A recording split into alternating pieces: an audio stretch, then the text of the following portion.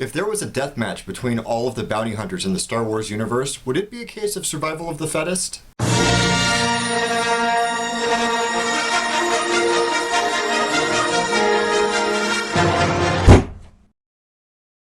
The trope of special people chosen by fate to do great things happens in all sorts of stories throughout human history. Greek heroes were either picked by the gods or fathered by them, and Chinese emperors and European kings alike were supposedly chosen by divine mandate. But let's use an example that we're all familiar with. In Star Wars, to be a Jedi, you have to be born with a special connection to the Force. That gives you the ability to do awesome things like mind tricks and telekinesis and so on. You can develop that connection if you're born with it, but if you aren't, you're kind of out of luck. This legend of great people being chosen by fate makes for compelling stories, but a lot of people like to try and take oversimplified fictions and apply them to the complexity of real life, and then we start to get into trouble. Social Darwinism is an example of this. Social Darwinism is an idea that was first hinted at by Reverend Thomas Malthus in 1798. It gained in popularity around the mid to late 1800s as a few people got mega rich off of investing in railroads, and it's been kicking around in some form or another ever since then. In its most common form, social Darwinism is the idea that society will reward certain people with wealth because they have certain qualities that make them well adapted for success, and that people who lack those qualities will become poor. Basically, survival of the fittest, only with money. For example, according to social Darwinism, a wealthy person like Mitt Romney has a special adaptation that you and I don't. He's just better at what he does, he's one of the chosen few, and that's why he's mega rich. It's a great story, but there are some differences between Mitt Romney and a Jedi.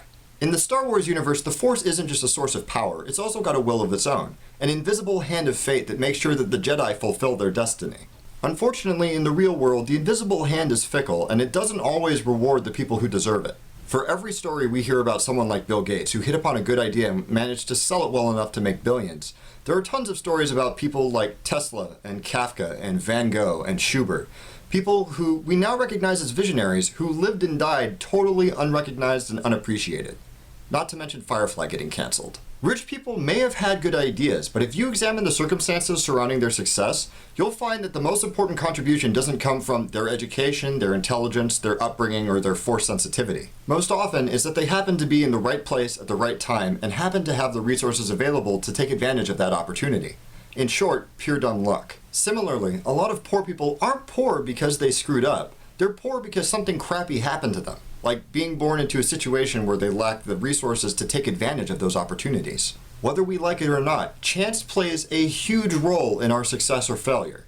Now, social Darwinism has some other less draconian interpretations that actually make some sense. Like, societies that are more stable and better constructed tend to prosper and inspire other societies like themselves. That's feasible, but only because societies are big, and so the Bill Gates stories cancel out the Tesla stories and leave you with a general idea of what's working overall. Also, it doesn't excuse things like imperialism and colonialism. You don't get to say that your society is better than one that you've conquered because you had more guns and less smallpox. But most importantly, I think it's a mistake to suggest that individuals just end up where they're supposed to be in life, that the upper and lower classes are populated with people who earned their place there. Because in my experience, there is such a thing as luck. Thank you for watching. Don't forget to blah blah subscribe blah share, and wait a minute. Woo! I got my first hate mail! Oh man, this is so exciting. My first hate mail is from one Randy Olson, who is an artificial intelligence researcher and wishes that he had more downvotes on Reddit to bury my THUNK video number 3 so that nobody will ever have to see it again. I don't know what to say. He makes valid and interesting points about the nature and existence of cognition and the current state of neuroscience and the difficulties in programming something that you don't understand, and he even linked a Wikipedia article about nematodes. I'm so happy I could die. Randy, you can have as many downvotes as you want because you are awesome. As I was saying, don't forget to blah blah subscribe blah share, and unless you're Randy, I'll see you next week.